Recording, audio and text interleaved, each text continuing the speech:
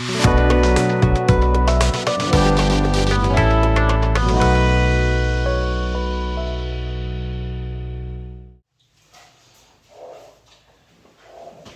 कैसे हैं आप सभी लोग। उम्मीद करता हूँ आप अच्छे होंगे। चलिए आज हम इस वीडियो को चालू करते हैं। लगातार हम लोग संविधान पर विचार विमर्श कर रहे हैं, संविधान पर डिस्कशन कर रहे हैं। आज भारतीय संविधान का जो टॉपिक है वो मुख्य रूप से दो टॉपिक हैं जिस पर हमें चर्चा करनी है। पहला टॉपिक है भारतीय संविधान की विशेषताएं, silent feature of Indian constitution. दूसरा हमारा टॉपिक रहेगा संविधान के स्रोत। जैसा मैंने कहा था कि हमारी जो ड्राफ्टिंग कमेटी थी जिसके अध्यक्ष डॉक्टर भीमराव अम्बेडकर जी थे, उस ड्राफ्टिंग कमेटी का काम था कि दुनिया के जो देश हैं उनके संविधानों को स्टडी करना और उन संविधानों से जो उचित हमारे देश के अनुरूप प्रावधान है उनको स्वीकार करना। तो दूसरा हमारा टॉपिक रहेगा कि हमारे संविधान में किन किन प्रमुख देशों से हमने क्या क्या व्यवस्थाएं ली हैं। तो चलिए हम इसकी चर्चा शुरू कर देते हैं। सबसे पहले हम बात करते हैं भारतीय संविधान की विशेषताएं। हमारे संविधान की क्या विशेषताएं हैं? सबसे पहली विशेषता, हमारा संविधान लिखित और विस्तृत संविधान है। यानी देखिए, पूरी दुनिया में अगर हम संविधानों की बात करें तो संविधानों को बेसिक रूप से दो भागों में बांटा गया है। एक लिखित संविधान और दूसरे अलिखित संविधान। यानी दुनिया में ऐसे भी देश हैं जिनका संविधान लिखित है और दुनिया में ऐसे भी देश हैं जिनका संविधान अलिखित है, राइटिंग में नहीं है। इसका मतलब यह है कि जिन देशों में लिखित संविधान नहीं है, जैसे ब्रिटेन, इसका सीधा अर्थ यह है कि वहां पर जो भी सरकार डेमोक्रेटिक तरीके से चुनी जाती है वो अपने कार्यकाल के दौरान देश के लिए कानून बनाती है। जो पहले से कानून चल रहे हैं उनमें संशोधन कर सकती है, उनको रिप्लेस भी कर सकती है या उस कानून को वो कंटिन्यू कर सकती है।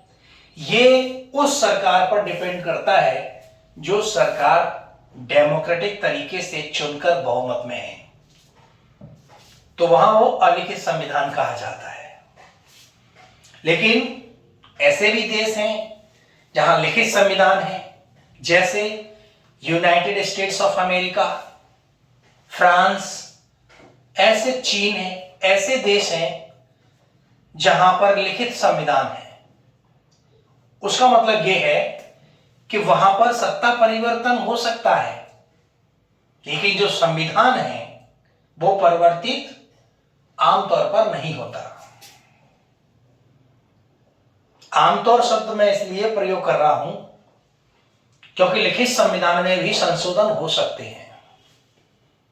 हमारे भारतीय संविधान में भी संशोधन आगे हुए हैं, लेकिन संविधान का जो बेसिक स्ट्रक्चर है वो कोई सरकार आ जाए परिवर्तित नहीं कर सकती। दूसरा, लिखित संविधान जिस देश में होता है वहां सरकार किसी की भी हो, किसी भी दल की हो, लेकिन जो लिखित दस्तावेज संविधान है उसके अकॉर्डिंग वो सरकार रन करती है, चलती है। ठीक। हाँ, तो हमारा भारत का संविधान, याद रखना, हमारा जो संविधान है उसका सबसे बड़ा जो पार्ट है वो ब्रिटेन से प्रभावित है। लेकिन बड़ी अच्छी बात है और दुनिया को आश्चर्यचकित करने वाली बात यह है कि जिस ब्रिटेन का मैक्सिमम पोर्शन हमारे संविधान में है, बट उसके बाद भी हमारा संविधान लिखित है, ब्रिटेन का नहीं। क्लियर? तो हमारा संविधान लिखित है, पहली विशेषता है, और वो विस्तृत है। विस्तृत संविधान है, बहुत बड़ा, दुनिया का सबसे बड़ा संविधान है भारत का संविधान। ऐसा क्यों? ये दुनिया का सबसे बड़ा संविधान क्यों बन गया? कई कारण हैं इसके, लेकिन कुछ कारण हैं जो बहुत महत्वपूर्ण है। पहला, हमने विभिन्न देशों के, यानी जैसे मैंने बताया था कि लगभग 60 देश ऐसे थे जिनके संविधान को हमने स्टडी किया, और उनमें से कुछ न कुछ हमने अपने संविधान में शामिल किया। विस्तृत होने का एक ये कारण है। दूसरा विस्तृत होने का कारण है कि दुनिया का एकमात्र हमारा देश है जो डाइवर्सिटी में यूनिटी शो करता है। यानी हमारे देश में विभिन्न धर्म के लोग रहते हैं, विविध भाषाओं के लोग रहते हैं, विविध संस्कृति के लोग एक साथ रहते हैं। भौगोलिक, सामाजिक, आर्थिक, राजनीतिक परिस्थितियां सबकी अलग अलग हैं, बोली, भाषा, कल्चर सबके अलग अलग हैं, और फिर भी हम एक साथ एक देश में एक झंडे के तले रहते हैं। तो भारत दुनिया की सबसे अच्छी तस्वीर है जिस पर लिखा जा सकता है यूनिटी इन डाइवर्सिटी। जब भारत में इतनी सारी डाइवर्सिटी है तो निश्चित रूप से उनके लिए जब कोई विधान बनाया जा रहा है तो विधान छोटा तो होगा नहीं, वो विधान अपने आप में विस्तारित होगा, विस्तृत होगा। सेकंड लार्जेस्ट पॉपुलेटेड कंट्री है हमारी, और डाइवर्सिटी दुनिया में और कहीं नहीं है, चाहे वो सामाजिक डाइवर्सिटी हो, आर्थिक भौगोलिक डाइवर्सिटी हमारे यहाँ बहुत है। आप देखिए कि भारत में एक तरफ हिमालय है जहां बर्फ जमी रहती है, और एक हमारा दक्षिण भारत है जहां सर्दी का सीजन का पता ही नहीं चलता। एक तरफ हमारा नॉर्थ ईस्ट है जहां बारिश होती रहती है वर्ष भर, बहुत भयंकर बारिश होती है। दुनिया के सबसे ज्यादा बारिश प्राप्त करने वाले स्थान हमारे भारत में है मानेसराम, चेरापूंजी। तो वहीं हमारा मरुस्थल है राजस्थान का, गुजरात का। तो कितनी सारी डाइवर्सिटी है, हर प्रकार की वनस्पति हमारे यहाँ है, हर प्रकार के नस्ल के लोग हमारे यहाँ रहते हैं। तो इस वजह से हमारा संविधान क्या है? लिखित है और विस्तृत है। तो हमारी पहली विशेषता हो गई, it is the first silent feature of Indian constitution. Second is विभिन्न स्रोतों से विहित है। जैसे मैंने कहा कि हमने विभिन्न देशों के संविधानों को स्टडी किया और वहां से हमने क्या किया है, जो भी हमारे अनुकूल प्रावधान है वो वहां से हमने लिए हैं। तो ये हमारी अगली विशेषता है। तीसरी हमारी विशेषता है नम्यता और अनम्यता का समन्वय है। इसे हम दूसरी लैंग्वेज भी बोलते हैं कठोर और लचीला। हमारा संविधान लचीला भी है और कठोर भी है। कह सकते हैं कि लचीलापन और कठोरता दोनों का समन्वय है हमारा कॉन्स्टिट्यूशन। इसे दूसरी भाषा में मैंने लिखा है नम्यता यानी वो लचीला है, अनम्यता यानी वो कठोर है, दोनों का समन्वय हमारा संविधान है। इसका आशय ये है कि हमारे संविधान में कई ऐसे प्रावधान हैं जिन्हें सामान्य बहुमत से संविधान में चेंज कर सकते हैं। जैसे जो सरकार बहुमत वाले रन कर रही है संसद में, वो अमूमन बहुत सारे ऐसे संशोधन है संविधान में जो वो सामान्य बहुमत से कर सकती है, करते ही हैं। हमारे संविधान में अभी तक 100 से अधिक संशोधन हो चुके हैं। लेकिन कुछ संशोधन ऐसे भी हैं जहां संविधान हमारा कठोर है, यानी वहां सरकार जो सेंट्रल गवर्नमेंट है वो सामान्य तरीके से, सामान्य बहुमत से संशोधन नहीं कर सकती।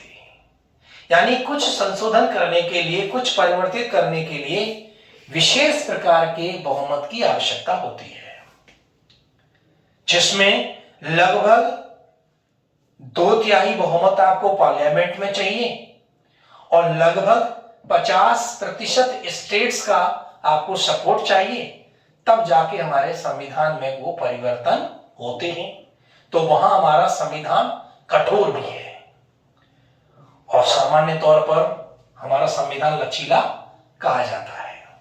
और मुझे ऐसा लगता है कि अगर कोई संविधान लचीला है तो उसमें कोई गलत बात नहीं है, क्योंकि संविधान लचीला होगा तो उसमें आसानी से हम परिवर्तन कर सकते हैं और परिवर्तन होना नेचुरल है, क्योंकि समय बदलता है, लोग बदलते हैं, रिक्वायरमेंट चेंज होती हैं और लोगों की सहूलियत के लिए कोई भी कानून होता है।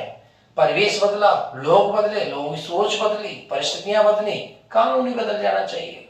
तो नम्यता होना कोई गलत बात नहीं है और कभी कभी अनम्य होना भी जरूरी है। यूं ही कोई आके हमारे बेसिक स्ट्रक्चर को चेंज ना कर दे संविधान के, तो इसलिए उसमें अनम्यता का होना भी जरूरी है। चौथा, एकात्मता की ओर झुकाव है। देखिए, एकात्मकता की ओर झुकाव है, साथ ही संघीय व्यवस्था है। हमारे एक फेडरल सिस्टम है। एक देश है America, United states of America, वहां का भी जो सरकार का स्ट्रक्चर है वो फेडरल है, हमारा भी फेडरल है। लेकिन हमारा जो फेडरल स्ट्रक्चर, फेडरल का मतलब क्या होता है?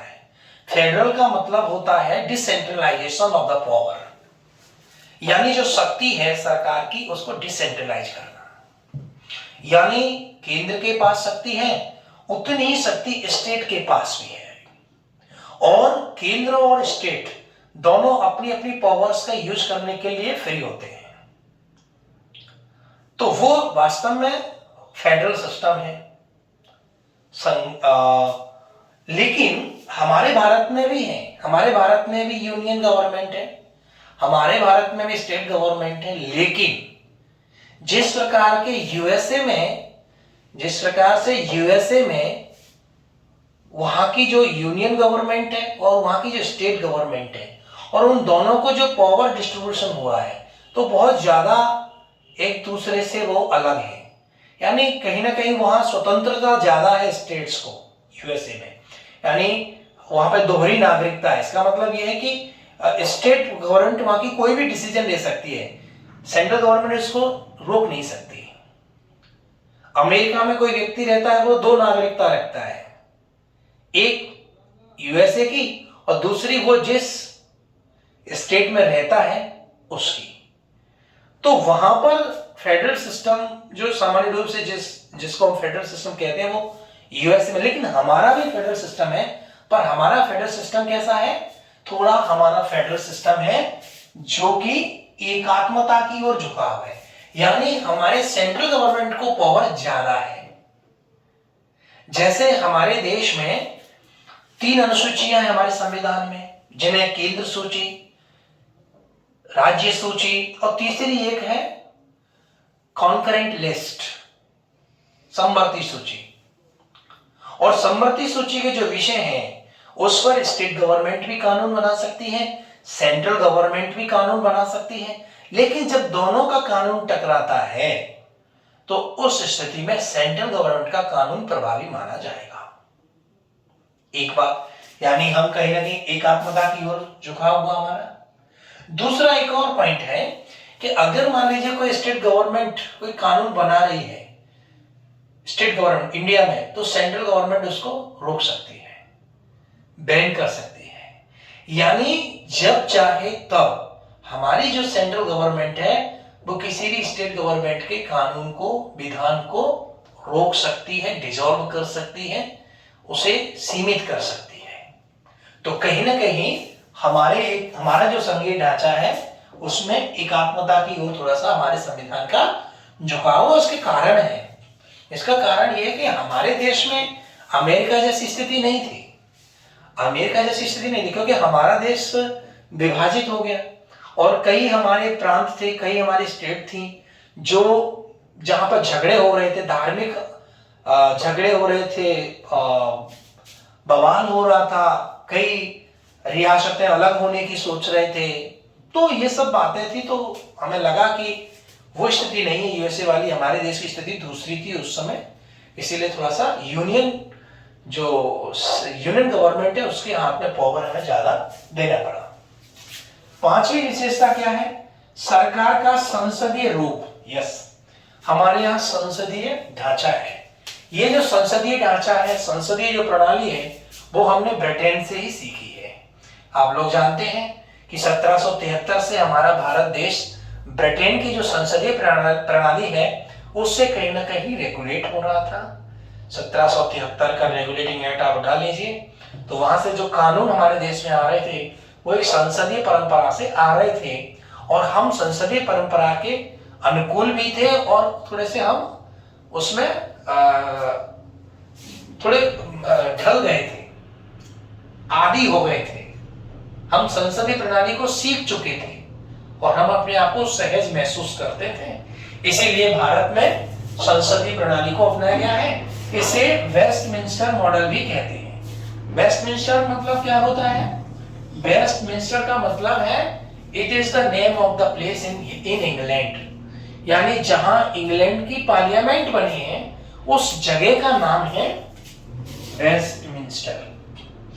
ठीक है, तो हमारे भारत में सरकार का जो संसदीय रूप है उसे वेस्टमिंस्टर मॉडल भी कहते हैं। क्वेश्चन ये पूछा जाता है कि हमारे भारत में संसदीय मॉडल है वो किस प्रकार का है, तो आप बताएंगे वेस्टमिंस्टर मॉडल।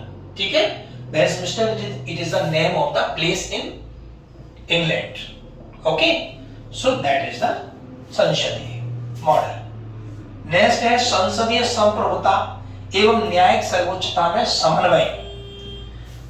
हमारे देश में ये अक्सर बहस रहती है, बहस बनी होती है, कभी कभी ये आपस में डिबेट होता है कि भारत में संसद सर्वोच्च है या सुप्रीम कोर्ट सर्वोच्च है। तो इसमें हमारे संविधान में बड़ा सुंदर समन्वय है, यानी हमारे देश में कोई भी संस्था निरंकुश नहीं है। निरंकुश का मतलब है कि हर एक संस्था पर अंकुश है, विधि का, कानून का, संविधान का अंकुश है। यहां सर्वोच्च न्यायालय भी बगैर अंकुश के नहीं है, और यहां हमारी देश की संसद भी अंकुश के बिना नहीं है। दोनों का समन्वय है। हम कह सकते हैं कि न सुप्रीम कोर्ट सुप्रीम है और न पार्लियामेंट सुप्रीम है। दोनों का क्या है? समन्वय है। कैसे समझ सकते हैं? एक उदाहरण से समझ सकते हैं। जैसे मान लीजिए हमारे देश में जो सुप्रीम कोर्ट है, it is the supreme body of the justice situated in the Delhi. Okay, तो उसको, उसकी संरचना कैसी होगी, उसमें जजेस के नंबर कितने होंगे, उसकी बिल्डिंग कहां पर होगी, उसके जजेस की नियुक्ति कैसे होगी, क्या उसके लिए कॉलेजियम बनाया जाएगा? तो क्या होता है, उसके लिए संसद नियम बनाती है। कौन बनाती है? संसद। यानी सुप्रीम कोर्ट कैसा स्ट्रक्चर रखेगा, it will be decided by the parliament of India. Okay, then हमको जब ऐसी बात होती तो लगता है कि यार फिर तो पार्लियामेंट सुप्रीम है, लेकिन दूसरा उदाहरण समझिए। Parliament has the very big power to change in the Indian constitution, to amend the Indian constitution. संसद can amend in Indian constitution article 368। लेकिन अब देखिए सुप्रीम कोर्ट क्या कह रहा है, लेकिन का मतलब इसका भी अंकुश है। लेकिन संसद संविधान के बेसिक स्ट्रक्चर में चेंज नहीं कर सकती। यानी हमारे आर्टिकल 13 में जुडिशियल रिव्यू को भी दिया गया है, यानी कहीं ना कहीं सुप्रीम कोर्ट का अंकुश पार्लियामेंट के ऊपर भी है। तो इसमें कोई सुप्रीम नहीं है, दोनों सुप्रीम है, दोनों में समन्वय है। न ये बड़ा है, न ये छोटा है, न ये छोटा, नहीं बड़ा है। Is it clear? ये भारत की विशेषता है। नेक्स्ट, हमारे संविधान में मौलिक अधिकार दिए गए हैं, fundamental rights. Fundamental rights very important feature of our Indian constitution in part 3 of the Indian Constitution in part 3, and it has been taken from the American Constitution, and it is very important. Maulik fundamental rights we will discuss in part 3. We will discuss it in part 3, तो वहां पर हम इसकी विस्तार से चर्चा करेंगे। पर हमारे संविधान की विशेषता है मौलिक अधिकार, यानी यहाँ के नागरिकों के कुछ अधिकार हैं जो ईश्वर ने उनको जन्मजात दिए हैं, हम उनको छीन नहीं सकते। उनकी रक्षा के लिए कोड बनाया गया है, मौलिक अधिकारों की रक्षा के लिए हमारा कोड बना है, जुडिशरी बनी है। नेक्स्ट है राज्य के नीति निर्देशक तत्व। हमारे संविधान में कल्याणकारी राज्य की अवधारणा है। कल्याणकारी राज्य, welfare state, it is the main motive of our Indian constitution. How can we make a welfare state? So इसके लिए जो रूट है, इसके लिए जो डायरेक्शन है, वो हमारे संविधान के भाग 4 में है, राज्य के नीति निर्देशक तत्व, डायरेक्टिव प्रिंसिपल ऑफ स्टेट। राज्य मतलब जैसे विधि कानून बनाने का अधिकार है, वो स्टेट है। जैसे सेंट्रल गवर्नमेंट है, यहाँ की लैंग्वेज में वो स्टेट है। अगर कोई अधिकारी कानून बनाने की ताकत रखता है तो वो अधिकारी भी एक स्टेट है। तो जब भी कोई कानून बनाया जाएगा तो हमारे जो नीति निर्देशक तत्व हैं, डायरेक्टिव प्रिंसिपल ऑफ स्टेट हैं, वो उसको डायरेक्ट करेंगे कि आपको कानून कैसा बनाना चाहिए। पढ़ेंगे इसके बारे में। नेक्स्ट है मौलिक कर्तव्य। मौलिक कर्तव्य हमने बाद में जोड़े हैं, लेकिन बहुत इंपॉर्टेंट है, फंडामेंटल ड्यूटीज, यानी हम नागरिक हैं इस देश के, हमारी भी कोई जिम्मेदारी है, हमारा भी कोई कर्तव्य है। तो संविधान में जहां हमारे अधिकारों की वकालत की है, तो वहां हमारे कर्तव्य भी बताए गए हैं। ये हमारे संविधान की विशेषता है। धर्मनिरपेक्षता, secularism, it is the basic identity of this country. Secularism, secular country है हम, यानी इसका मतलब है कि भारत देश की जो सरकार होगी वो किसी धर्म विशेष के प्रति कोई भेदभाव नहीं करेगी। सभी धर्मों को समान नजर से देखा जाएगा, सभी धर्मों को समान अधिकार दिए जाएंगे। that will be the secular system.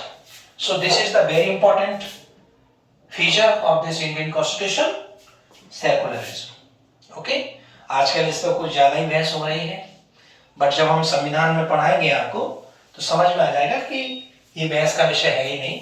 It is the basic structure of Indian Constitution. Nobody can change in this point.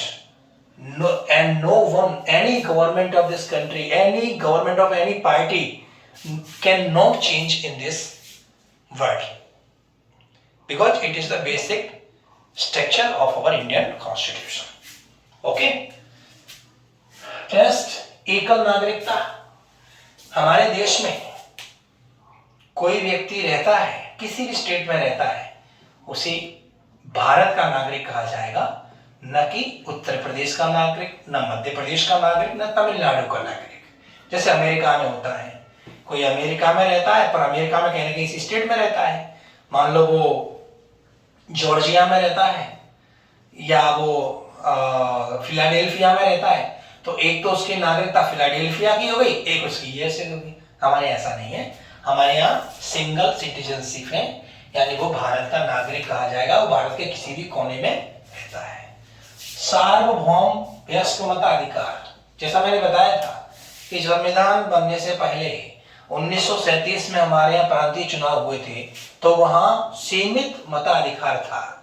मैंने आपको बताया था सीमित मताधिकार क्या था, कि जिनके पास संपत्ति हो, जो टैक्स भरते हो, जो एजुकेटेड हो, मतलब लिटरेट हो, उनको ही वोट देने का अधिकार था। लेकिन यहाँ ऐसा कुछ भी नहीं है। हमारे मूल संविधान में कहा गया था कि जो व्यक्ति 21 वर्ष पूरी कर लेता है, कोई भी शख्स, लड़का या लड़की, कोई भी, याद रखना हिंदुस्तान ही एक ऐसा देश है जिसने आजादी के तुरंत बाद पुरुष और महिलाओं को, दोनों को बराबर का ये अधिकार दिया था कि वो वोट कर सकते हैं। Right to vote given by the Indian constitution to the whole nation. Whole nation means gents, male female. Okay, तो और हाँ, अमेरिका हो या कोई और देश, बहुत सारे अमेरिका जैसे उदाहरण ले रहे हैं, अमेरिका में महिलाओं को वोट देने का अधिकार बहुत बाद में दिया गया, जब वहां पर बहुत बड़े मूवमेंट हुए। आगे समझ में? तो हमने ऐसा नहीं किया है, हमारा देश आजाद हुआ, वोट का अधिकार हमने महिलाओं को भी दिया, पुरुषों को भी दिया, बराबर। 21 वर्ष की आयु जो पूरी कर लेता है उसे वोट देने का अधिकार है। बाद में इसे 61 अमेंडमेंट हुआ था, 21वां संविधान संशोधन हुआ था 1989 में, और उस समय इसको 21 को कितना कर दिया गया, 18 वर्ष। यानी अभी वर्तमान में क्या है, जो शख्स चाहे लड़का हो या लड़की हो 18 वर्ष का होता है तो उसे वोट देने का अधिकार है। नेक्स्ट, स्वतंत्र निकाय। हमारे संविधान में स्वतंत्र निकाय एक अच्छी अवधारणा है। जैसे जुडिशियरी एक सेपरेट बॉडी है, एक विधायिका एक सेपरेट बॉडी है, हमारे देश का जो इलेक्शन कमीशन है वो एक सेपरेट बॉडी है, सीए हमारे जो सीजीआई होते हैं वो हमारी सेपरेट बॉडी है। यानी हमारे संविधान में election commission of India separate body है। यानी सब में क्या है, सेपरेशन है, स्वतंत्रता है। हर एक गवर्नमेंटल जो संवैधानिक बॉडी है उसको आजादी है अपना काम करने की। जैसे election commission of India, it is a free body of the Indian constitution, है ना, और वो अपना काम करते हैं स्वतंत्रता के साथ में। नेक्स्ट, आपातकालीन प्रावधान। हमारे संविधान में इमरजेंसी भी दिया है, 3 अनुच्छेद इसमें हम पढ़ते हैं, 352, 356 और 360। तो ये आपातकाल व्यवस्था भी हमारे संविधान की एक विशेषता है। और 15वीं और सबसे लास्ट विशेषता है त्रिस्तरीय सरकार। ये दुनिया में कहीं भी नहीं है, ये सिर्फ भारत के संविधान की विशेषता है जहां त्रिस्तरीय सरकार का कॉन्सेप्ट है। कैसे, हमारे यहाँ ये जो पंचायत है, ग्रामीण पंचायत है, नगरीय पंचायत है, और ये पंचायतों का जो स्ट्रक्चर हमने बनाया है वो त्रिस्तरीय है। जैसे गांव का मैं ले लेता हूं, गांव में सबसे छोटा ग्राम पंचायत है, उसके ऊपर जनपद पंचायत है, और उसके ऊपर आपका जिला पंचायत है। तो त्रिस्तरीय यहाँ पे सरकार काम करती है। ऐसे शहर में आप जाइए तो सबसे नीचे आपके नगर पंचायतें हैं, फिर नगर पालिकाएं हैं, उसके बाद नगर निगम है, म्युनिसिपल कॉर्पोरेशंस हैं। तो त्रिस्तरीय सरकार की कॉन्सेप्ट हमारे संविधान की बहुत इंपॉर्टेंट फीचर है, और दुनिया में कहीं भी ये सरकार काम नहीं करती है। That's it। तो कुल मिला के ये हमारे संविधान की विशेषताएं हैं। समझ में आ गया, वो उम्मीद करता हूं। अगला हमारा टॉपिक है कि इतना विशाल संविधान बना कैसे। कारण उसमें दिया था कि हमने विभिन्न देशों के संविधानों से कुछ प्रावधान लिए हैं, इसलिए हमारा संविधान बड़ा हो गया, दुनिया का सबसे बढ़िया संविधान है। ठीक है, चलिए कहां से क्या क्या हमने अपने संविधान में लिया है। हालांकि 60 देशों की स्टडी की गई थी ड्राफ्टिंग कमेटी के द्वारा, लेकिन उसमें से ये कुछ देश हैं जिनको मैंने यहाँ नाम लिखा है, और वो उनसे क्या क्या लिया गया है वो मैंने प्रावधान यहाँ लिखे हैं, जो अक्सर परीक्षाओं में पूछे जाते हैं, अक्सर हमारी जिज्ञासा का विमर्श होते हैं, जिज्ञासा का विषय होते हैं, तो उनको ही यहाँ पर अपन डिस्कस करेंगे। बाकी देश 60 के 60 देशों से हमें कोई ज्यादा प्रॉफिट नहीं होने वाला, लाभ होने वाला नहीं है, और याद भी नहीं रहता है। तो मुख्य इतने तो आपको याद रखने ही चाहिए।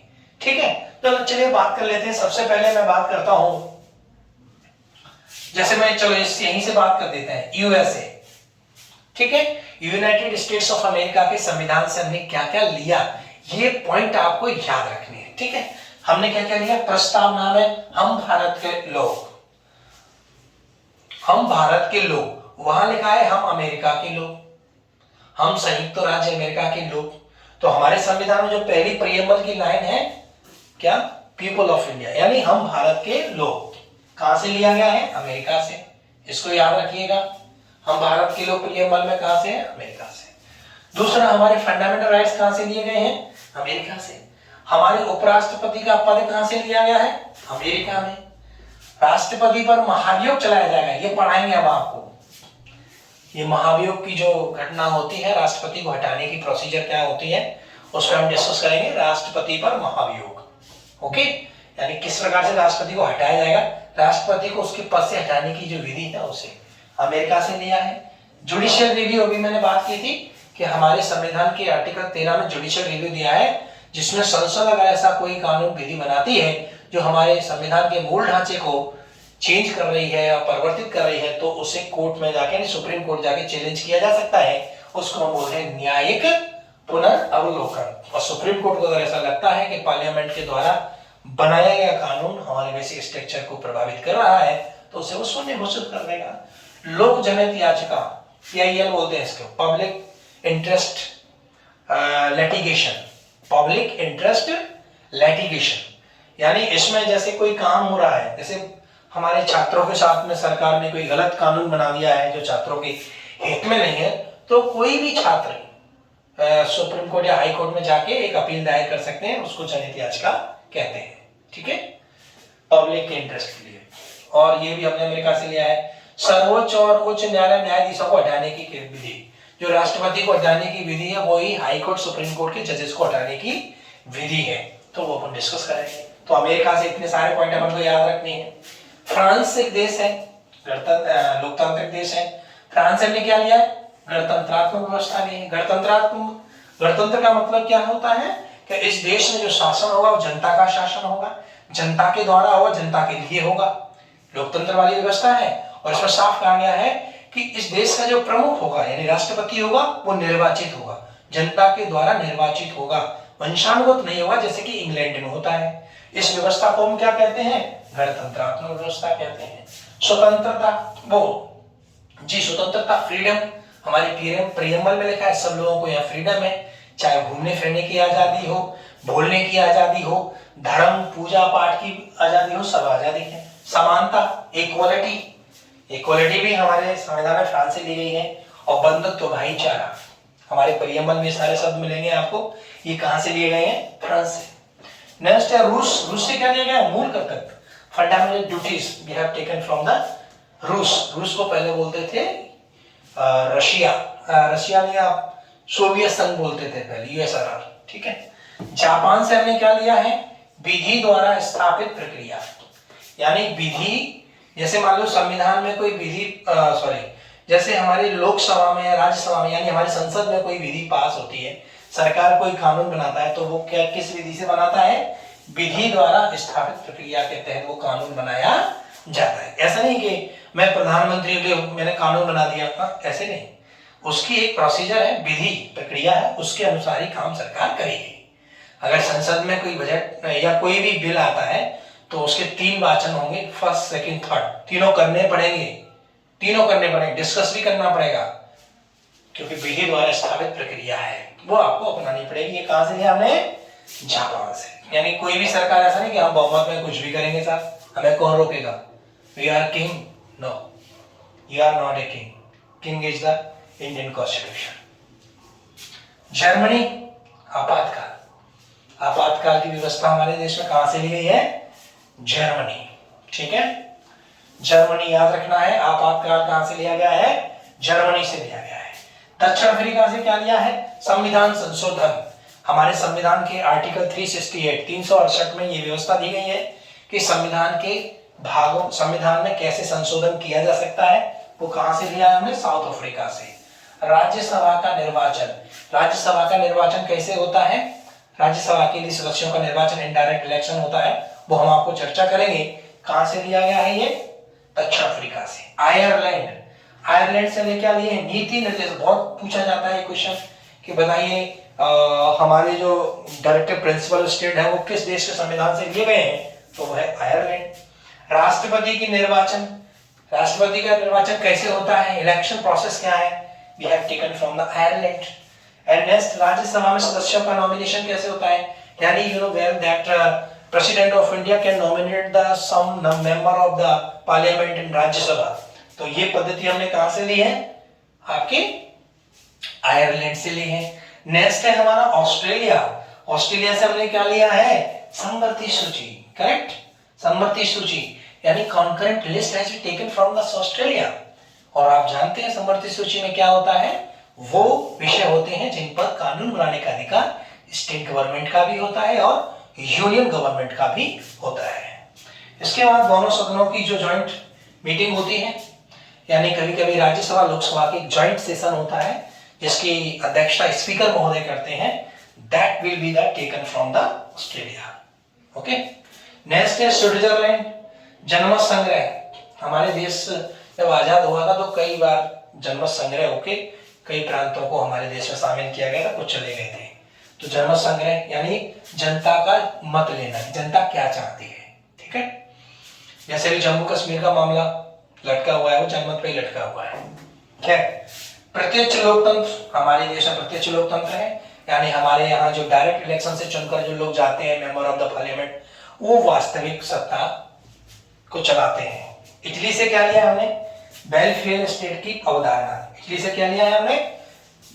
कल्याणकारी राज्य की अवधारणा। जैसे नीति निर्देशक तत्वों में कहा गया है कि हमारा मेन मोटिव होता है, यानी जो भी गवर्नमेंट काम करती है भारत में, उसका मेन मोटिव होता है कल्याणकारी राज्य की व्यवस्था। यानी ये गवर्नमेंट की business, it is not a government business to take the benefit from the people of the country. यानी ये गवर्नमेंट का बिजनेस नहीं है कि वो अपने लोगों से फायदा उठाए। नो, गवर्नमेंट का काम है हम वेलफेयर स्टेट का, यानी नो लॉस नो प्रॉफिट पे काम करने वाली होती है। सरकार कई बार सरकार लॉस उठाती है, लेकिन अपने लोगों को वो फायदा देती है। तो ये वेलफेयर स्टेट होता है, सब लोगों को मदद करना। ओके, नेक्स्ट, चीन से हमने क्या लिया है? पंचवर्षीय योजना, 5 ईयर प्लान। अभी वर्तमान सरकार इसको नहीं चला रही है, लेकिन 5 वर्षीय योजनाएं हमारे भारत में बहुत इंपॉर्टेंट थी। यानी आने वाले 5 वर्षों के लिए देश के लिए प्लानिंग करना। हमारी पहली पंचवर्षीय योजना नेहरू जी के समय आई थी, दूसरी आई, तीसरी। अभी नरेंद्र मोदी जी ने इस पंचवर्षीय योजना को बंद कर दिया है, ठीक है, इसकी जगह दूसरी योजना है। नेक्स्ट है ब्राजील। ब्राजील से हमने क्या लिया है? सामाजिक आर्थिक अधिकार। यानी हमारे देश में वास्तव में जो समाजवाद है, जो समाजवाद की अवधारणा है, वो यही है, सामाजिक आर्थिक अधिकार। यानी सब लोगों को सामाजिक अधिकार मिले, आर्थिक अधिकार मिले। ब्राजील से हमने लिया है। नेक्स्ट है हमारा कनाडा। क्या है हमारा? कनाडा। कनाडा से हमने संघीय व्यवस्था, जैसे मैंने कहा हमारे यहाँ की जो संघीय व्यवस्था है, चाहे union government, central government is powerful than state government, that is the federal system which is taken from the Canada constitution. Next है राज्यपाल की नियुक्ति कैसे होगी? संघात्मक विशेषताएं हमारी क्या होगी? ये सब हमने कहां से लिया है? कनाडा से लिया है। ओके, नेक्स्ट है Britain. Britain is the most important, क्योंकि हम इन्हीं से आजाद हुए थे, तो ब्रिटेन की चर्चा हम सबसे लास्ट में कर रहे हैं। विधि का शासन, यस, हमारे यहाँ लॉ का शासन है। किसका शासन है? विधि का। सरकार कोई भी हो, देश विधि विधान से चलेगा, सरकार नहीं। सरकार तो कोई भी हो सकती है, किसी भी दल की हो सकती है। Government can change but law and order not be change. विधि का शासन चेंज नहीं हो सकता, सारा काम विधि के अनुसार होगा, कानून सबके लिए बराबर है। नेक्स्ट है द्विसदनीय व्यवस्था। ब्रिटेन से संसदीय व्यवस्था पूरी ली हमने। ओके, विधि का शासन, एकल नागरिकता, एकल नागरिकता, विधि निर्माण की प्रक्रिया, सर्वाधिक मत के आधार पर जीत। हमारे यहाँ क्या होता है? सामान्य चुनाव में क्या होता है? जिसको ज्यादा वोट मिल गए वो जीत जाता है, ठीक है। संसदीय विशेषाधिकार, हमारे सांसद में बैठने वाले जो मेंबर्स हैं, उनको कुछ विशेष प्रकार की छूटें दी जाती हैं, अधिकार दिए जाते हैं। वो चर्चा अपन करेंगे जब पार्लियामेंट को पढ़ेंगे तब, ठीक है। विधि निर्माण प्रक्रिया, विधायिका में अध्यक्ष की भूमिका, जो स्पीकर है, चेयरमैन है, उनकी क्या भूमिका है। तो ये सब व्यवस्था हमने कहां से ली है? ब्रिटेन से। तो these are the most important features और these are most important fact about the Indian constitution. Okay, संविधान के स्रोत। तो आज के इस लेक्चर में हमने 2 टॉपिक को कवर किया है। एक है भारतीय संविधान की विशेषता और दूसरी हमारे संविधान के स्रोत। ये बहुत इंपॉर्टेंट है, हमें याद रखने पड़ेंगे किस देश से हमने कौन कौन सी व्यवस्था अपने संविधान में ली है। ज्यादा देश नहीं है, 10-15 देशों से मैंने व्यवस्था आपको बताई है। देश तो 60 थे जिनसे हमने बहुत कुछ लिया था, लेकिन ठीक है, इतने देश इंपॉर्टेंट है, पूछे जाते हैं, तो ये अपन को याद रखना है। और ये तो नॉर्मल सी बात है, जब हम संविधान पढ़े तो संविधान की हमें जो साइलेंट फीचर्स है उसके बारे में पता होना चाहिए, ये है हमारे। और जब पढ़ेंगे तो आपको अच्छे से और समझ में आ जाएगा। जो संविधान को विस्तार से पढ़ेंगे नेक्स्ट लेक्चर से, तो आपको समझ में आ जाएगा कि यस, जो हमने फीचर्स पढ़े थे हमारे संविधान के साइलेंट फीचर, वो सब संविधान में दिखाई देगा अपन को प्रैक्टिकली। चलिए, आज के लिए इतना ही। बहुत बहुत धन्यवाद आपका। सुरक्षित रहिए, सेफ रहिए। Thank you.